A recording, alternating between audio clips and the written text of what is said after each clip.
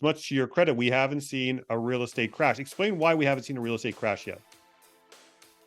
Well, the market is in a deficit. The projected deficit's between 3 and 7 million housing units in America. So that deficit is not allowing the market to necessarily crash. We also have, at the same time, no forced selling. So no one's being forced to sell their house. The foreclosures are very low. The delinquency rates really low. So I just don't see where this selling pressure is going to necessarily come from in mass. Doesn't mean that we can't slow down, doesn't mean that we can't have a pullback. I just don't see a gigantic crash that could occur if there's no forced selling and a very large deficit in the housing market. Generally speaking, the way that we dig ourselves out of this is we build new homes.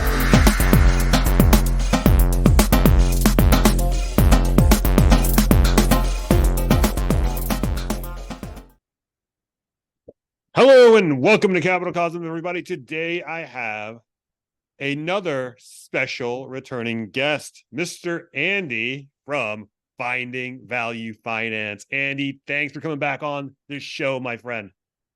Yeah, no problem. Thanks for having me back on. Really appreciate it.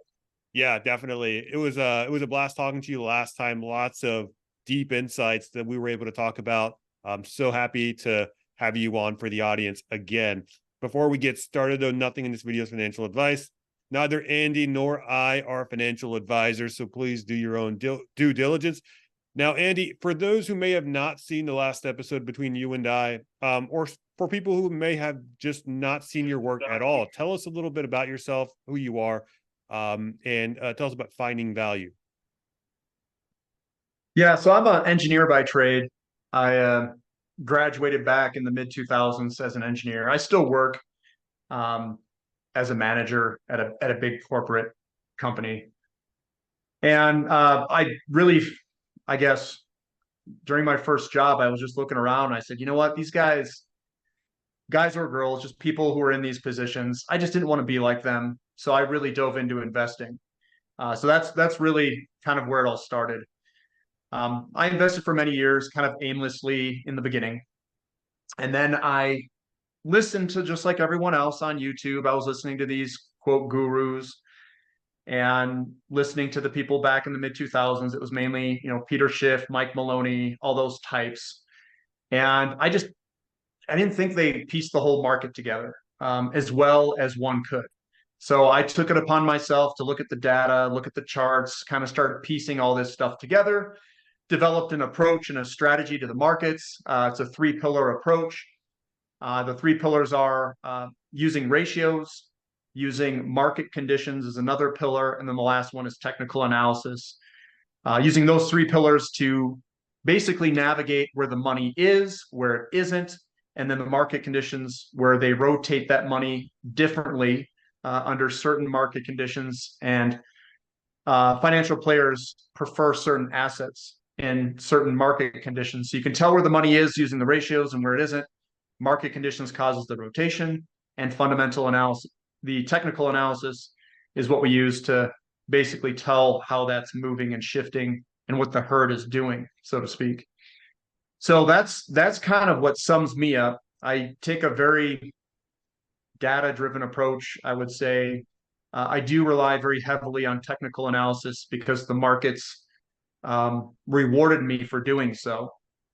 And that's kind of how I came about all this, is my displeasure with working for a large corporation and my want and my want for more, and for my want to be, I don't know, maybe something different than just being a 9-to-5 guy for 30 or 40 years. Right. So you mentioned technical analysis. We cover a lot of technical analysis. We interview technical analysts on the show all the time. But I want to ask you a question. When is technical analysis not enough to make a sufficiently valid decision? Well, I don't like technical analysis on the very short term. So technical analysis can be used on any time frame. You can use it on the long term. the medium term, the short term, any time frame, it is valid. But what you're charting in the long term is you're charting the fundamentals if you take a decade plus approach of this stuff. So the downtrend move or the uptrend move that happens over many years is there's fundamental reasons behind it. It could be the people being subject to market conditions. So if you subject someone to a high inflationary environment, you're going to see patterns play out in the technicals when they're subjected to those conditions. If it's under a low inflation, low interest rate environment, people behave differently. So you'll see different technicals, different chart patterns set up in different sectors during those market conditions. I don't like playing the short term. A lot of people try to play the short term. I think you're just going to get absolutely wiped clean. The reason I think that is because the movements can occur for whatever reason there is. It could be news that comes out. It could be a problem in the market. It could be someone panicking. You're playing the fear and the emotions and the whims. You're getting the FOMO. You got all this stuff playing in the markets. And I think it's too hard to navigate. So what I try to do is I try to get all these alignments in the ratios where the sectors are cheap. I look at the market conditions, like we're in an inflationary environment. And generally, I look at the real estate cycle, see where we're at in the real estate cycle or business cycle, depending on how you guys look at it. And I try to get all the tailwinds behind my investments. And then I just use technical analysis with all the tailwinds behind me. And then that will make the reading of the charts, the reading of the technicals a little bit easier. Your success rate will go way up if you've got all the tailwinds behind you. So you're using the market conditions, you're using the fundamentals in the markets as kind of like your cover, and then you're using the technicals to pinpoint your buy points. I mean that's really what it is. And then you sit and wait in it for a very long period of time because the fundamentals take a long time to play out, generally a decade or so. Right. Take, for example, Niger. That's an exogenous event. You can't really apply technical analysis to companies like Global Atomic and Goviax because that huge drop in the price was not brought forth from chart patterns. It was just an exogenous event that caused that precipitous drop. So your support lines, your resistance line no longer apply in that event. Would that be right? Well, it depends if the event is known beforehand. So you can tell how people are positioning in a stock before news is released a lot of the times.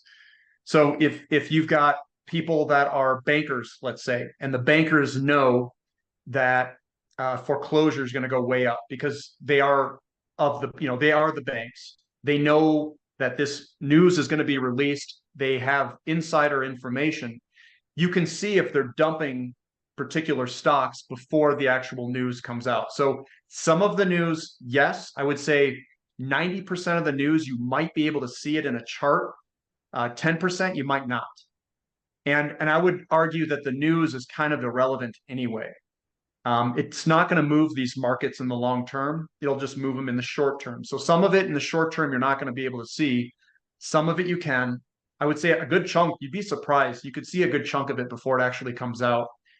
Someone will be selling into, a tip or a corner, and then they may even manipulate the market to some extent, release the news, get it to drop, and then they buy back in. I mean, I think there's some pretty shady stuff going on behind the scenes if you can get real deep into the technicals, which I'm not saying I'm the best technical chart reader ever, but I do think there is some shady stuff going on with the banks and some of these guys. Yeah. So yes and no. Yeah. I mean, to your point there, when the further out you zoom out from a time interval perspective, you get more confirmatory analysis, right? A weekly is more confirmatory than a daily candlestick. A monthly is more confirmatory than a weekly candlestick, and so on. So the greater you can zoom out, the pattern that you see on that candlestick is more confirmatory than a lesser time interval candle. So Yes, and I might be different than other people. Some people will say that as you get closer, you can make better price projections and all that stuff.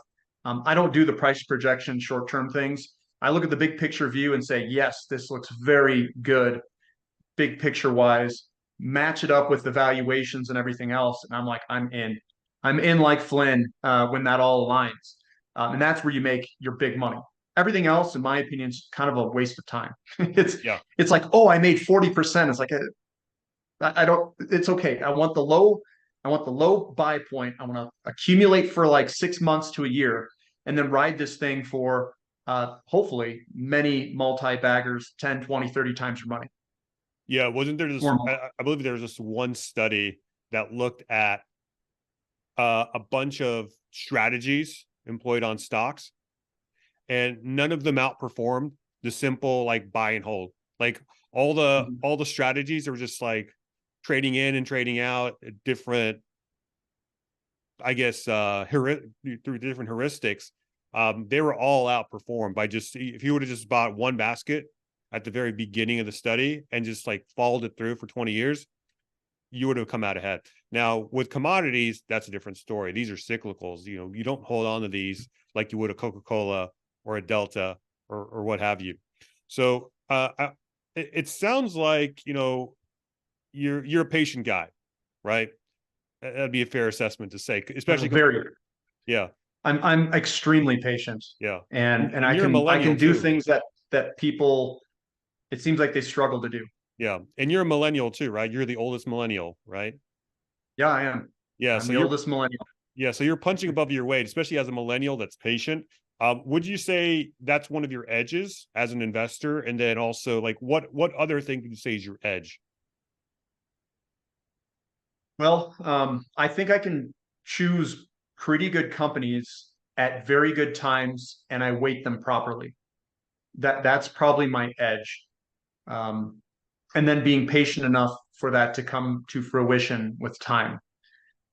And I think a lot of newer investors or people who might not know as much as they should, they get into a company and then they get scared out either from the loss that they see in their account. They should almost do the opposite. They should continue to add into it. And the patience is the second one. If it doesn't do anything in like 6 months, they get bored of it and sell it. So that's where I think my edge is my edge is being patient enough for it to work out.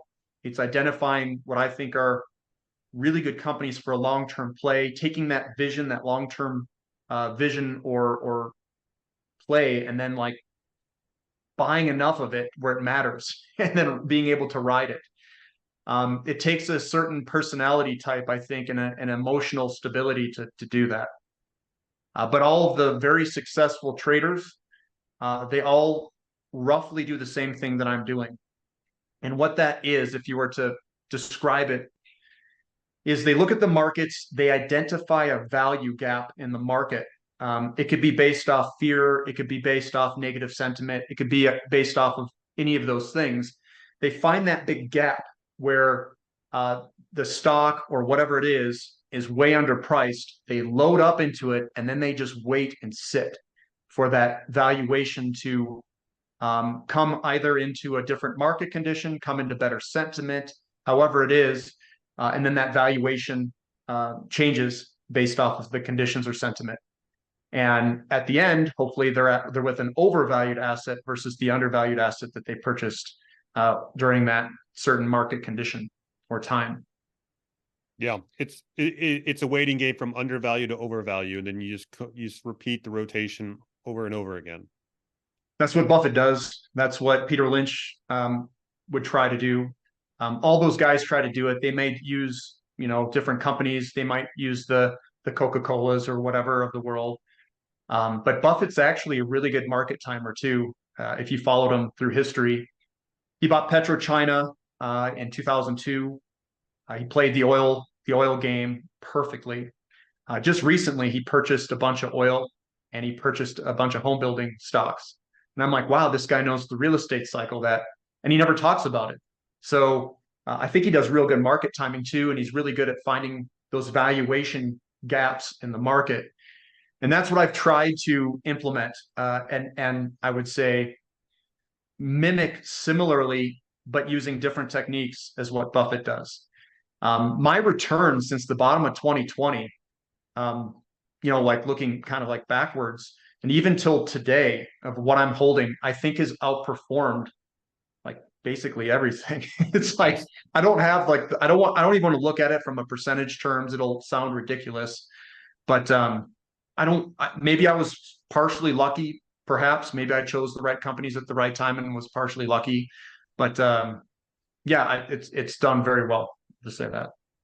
Gotcha. So you mentioned something about adding in to companies that aren't that are kind of lagging behind and aren't moving. Now, across different sectors, whether it be uranium, gold stocks, oil stocks, etc., there's some companies that respond really well to news, and then there are some companies that don't really respond well to news. Is it always a best case scenario to kind of put more money into those companies that don't respond to news? Isn't that kind of a signal that it's telling you something in terms of the quality of that company? Yeah. So what you want to look at is you've got laggers and you've got leaders, Mm-hmm. and then you're talking about the volatility of the stock, so to speak.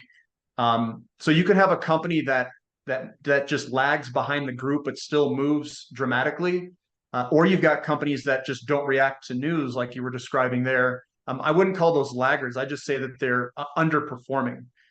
They're not lagging the sector; they're underperforming the sector. But yes, you're completely right. You want to look at that and see how the companies react to the market. So if something good happened to that sector, you want to look at the sector, you want to look at the breadth of it and say, okay, all these kind of moved with the sector, but this guy just doesn't do anything ever. You don't want to buy the underperformers. There's some companies where you'll get the leaders starting to run and they just lag behind it, but they're just as leveraged as the leaders, Yeah. or maybe even more leveraged. So what you'll do is you'll look at the markets, you'll look at a sector, you'll be following the sector with, let's say, 10, 15 different names, different size companies. Maybe the bigger leaders, they're a little bit larger market cap, start to take off. And then the middle guys come after, and then the smaller explorer juniors just rip it at the end. So I consider those to be lagging in the effect, not necessarily underperforming. But yeah, if they're underperforming, ditch Yeah. them and go find a better opportunity. Totally agree with that.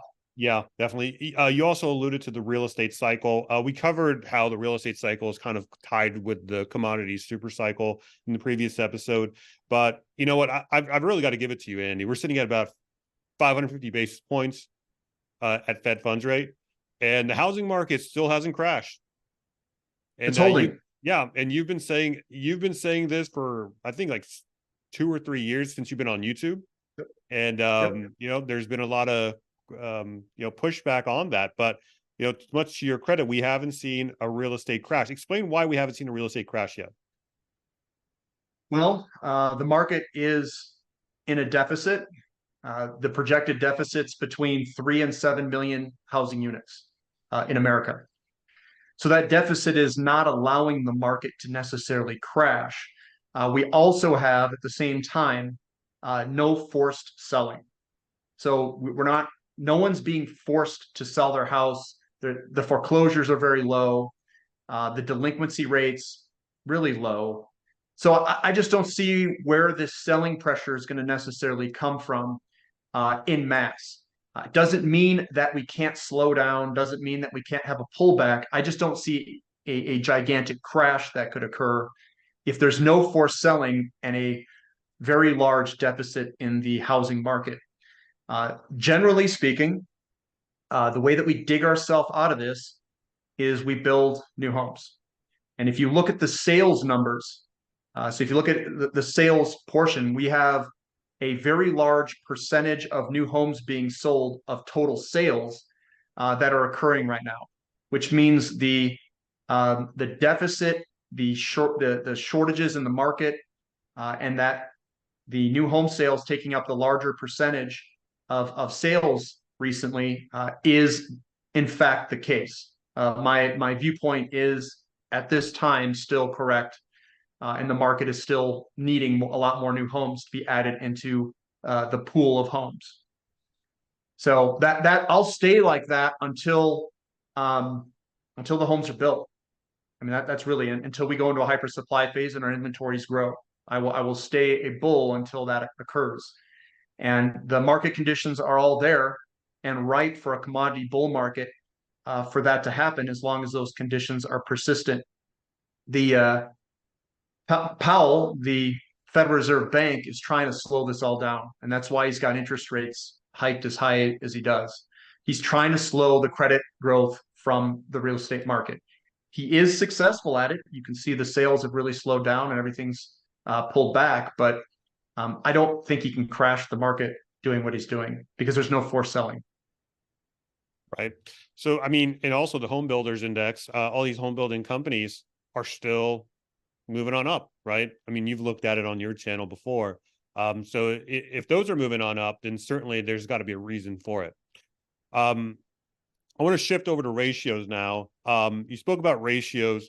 What are some of the best ratios that you're looking at now in terms of sectors that are overvalued relative to other sectors? Undervalued or overvalued or both?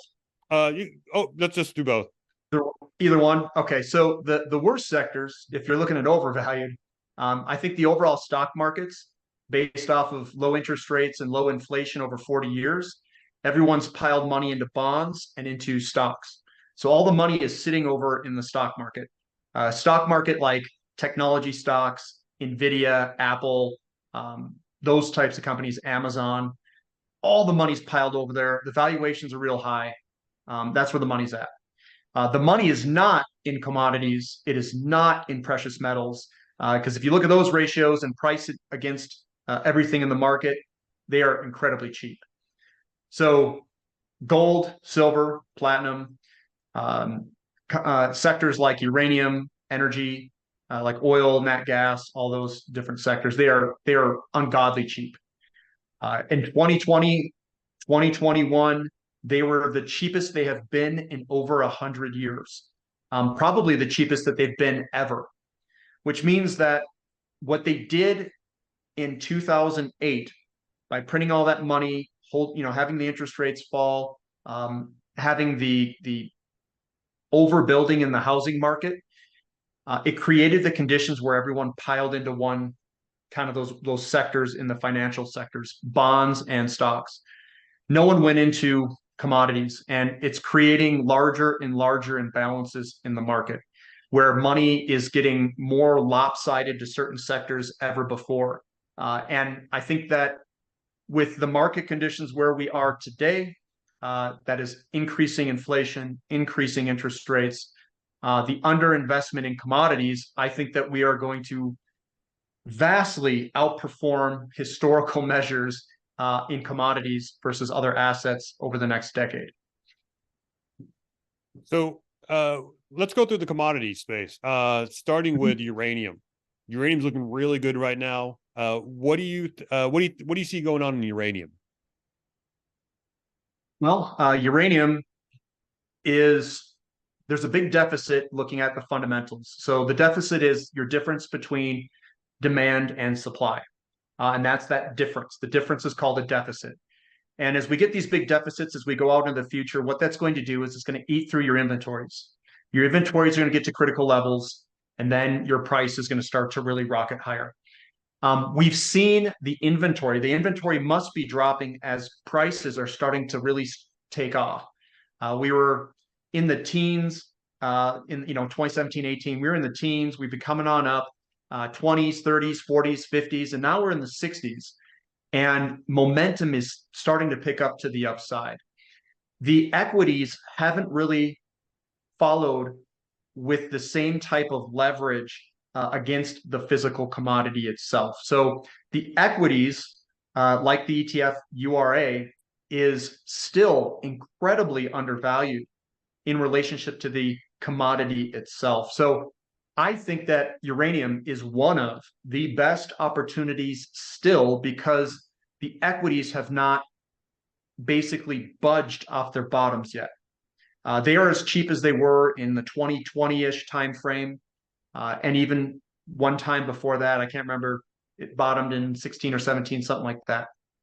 And I think that we could see a vast outperformance of uranium equities in relationship to the physical commodity. We're talking big time valuation move.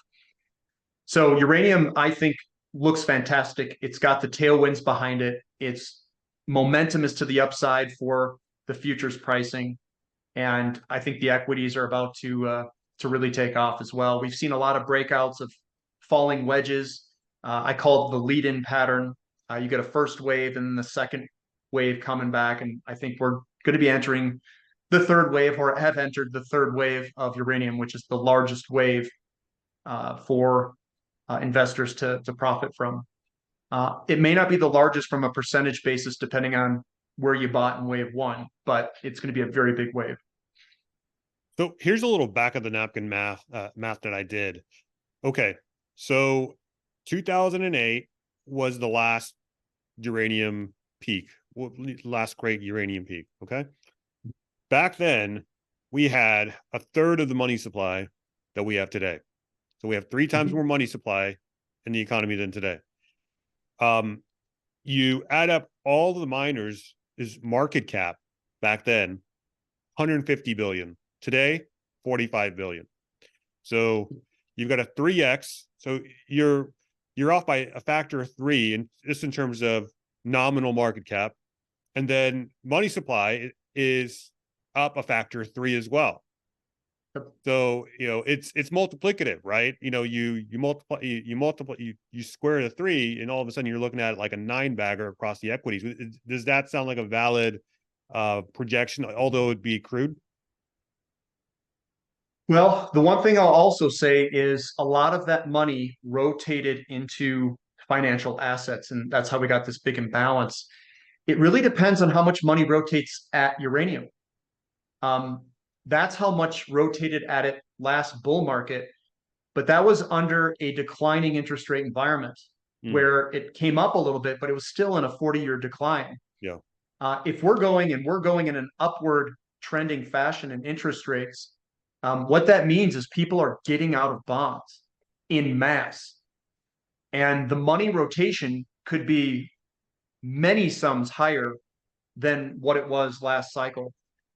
So it depends on what those people do with that money and where it wants to rotate. If just a double or triple or quadruple of money comes at it this time versus last time, and you've got 3x. So let's say your propensity for investors to invest in the uranium sector is 3 or 4 times as great, and they've got 3 times as much money. Who knows where it's going to go? It just depends. I think that there are some what I'll call it cryptocurrencies. It's a non-hard asset. It's what do they call it? I can't remember the name of it. Intangible asset. It's an intangible asset, so that it's almost like they're soaking up liquidity with intangible assets to get some of that liquidity out of the system. So it's maybe some of these intangible assets are trying to soak up some of that liquidity that's out there. Maybe it's by design. I don't know. But if any sort of money runs at tangible assets, with the amount of money in the system, we could see crazy things happen. That's what I'll say. Yeah, I've actually never heard that one before. In a way, these intangible assets, in this case, cryptos, are a deflationary force because it's taking a huge chunk of the money supply and just essentially just making it defunct. It just destroys their money velocity down to zero. And these Bitcoin guys, I was a Bitcoin guy. I bought Bitcoin and I got a 5-bagger out of it. But the thing is, I didn't just hold it indefinitely. But they just hodl it. They just hold it forever. And so that money is just parked there. I think the total market cap of crypto, or Bitcoin at least, is around 500 billion at the moment. I think it was like at $1 trillion at its peak or something like that. So there's definitely a lot of money just parked on the side. Question on the miners. Why have the uranium miners lagged behind the actual spot price? Last time we were at $60. We were looking at a peak in URNM, for example. We were looking at like something along the lines of we're sitting at about a 30 or 40% discount in the ETFs today versus when we were at $60 uranium in 2021. Oh, so you're saying why are we? Well, that's your opportunity. Is that Yeah, they're lagging? That's what URA to the yeah, uranium futures pricing is showing us. I think it deals with money kind of getting bored with the sector, and that's why it kind of came on back. I think the retail sector really got bored with it, sold it. We got our nice little pullback. I think that the inflation in the system, we can see that inflation really was coming hard in 2021. Now those figures are starting to roll over and come on back for reasons, in my opinion, dumping of the SPR and all this other stuff. But if inflation were to reignite, I do think that people are going to be more interested in oil stocks, uranium stocks, energy in general, and commodities. And I think that's going to just start getting going again. So the value that you just described, that difference where stocks were way higher at $60 versus they are today, and that gap between the equities and the futures pricing, I think that's the opportunity. And that opportunity will not exist forever. And as the price of the futures price continues to go up, I think that people are going to get interested in the uranium equities again. Another thing is the uranium companies are also experiencing inflation. So their break-even points are also increasing. So there's going to be times, and you can apply this to the gold and silver mining companies as well, or whatever mining company there is. As inflation is persistent, their cost curves are going to go up as well. So you could have the price go up, and if it's not going up at a fast enough pace as the cost curve is for the companies, people can say, I don't see this as being a viable company with all the inflation that we went through at $60 a uranium for some of these companies. And they may not invest in those companies based off of where the investors think the break-even points are. Companies back in 2016, they may have a break-even of $60. Well, going forward, it might be 110. And now at 110 or 120 or 100 or wherever it is, they're going to say, well, this company's not going to go into production. It's only $60. So I think there's some of that going on as well. And people are becoming disinterested in the some of these mining companies because their margins are just they're garbage right now. And that you can apply that for gold and silver mining companies and maybe even some of the uranium ones that are developers. yeah. So here, I want to show you something here on the screen. Mm-hmm. So this is URNM, and we hit a low, so to speak, for the year in 2023 around March. But if you trace it all the way back up to today, I mean, we're up 41%, from that very bottom in March. And, we still haven't seen, there's still, luckily, very tempered response in places like Twitter or X, if you will, just on the internet, despite this big 40% move in the uranium miners price. And then if you look at the actual commodity, you've got, I think it's like a 20% year to date, something along those lines. Yeah, 30% actually from January up until today. So it's Rick Rule likes to say it's in a stealth bull market, but it's been going up very, very consistently. It's going up a wall of worry, and it's kind of what you want. You don't want like a boom, big rocket ship, because eventually it'll just come crashing down at the same speed. Yeah. Yeah. You just want to grind higher. That's all you want. And you want the retail sector to basically not be in it too much because they seem to really FOMO in, FOMO out, get worried, and do all this stuff. And that's what's going to happen. It's going to climb the wall of worry, and it's going to keep grinding higher and grinding higher.